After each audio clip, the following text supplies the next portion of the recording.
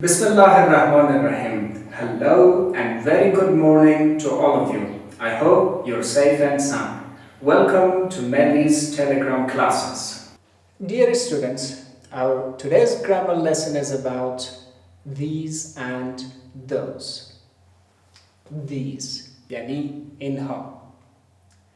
These is used for plural nouns that are near us. These یعنی اینها برای اسامی جمعی استفاده میشن که نزدیک ما باشن. For example, these are my children. اطفالم در نزدیک ما استاد هستن. میگم these are my children. These are new pens.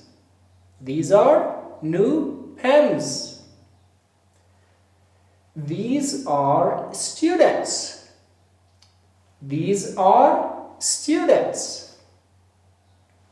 And those, yani anha.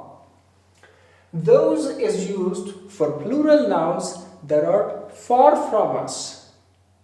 Those, yani anha, برای اسامی جمعی استفاده میشن که از ما دور باشن. For example, those are my books. یک چند تا کتاب من در اونجا هست. من میگم those are my books. Those are boys. Those are boys. Those are cars. Those are cars. It concludes our today's grammar. Thank you very much. Goodbye.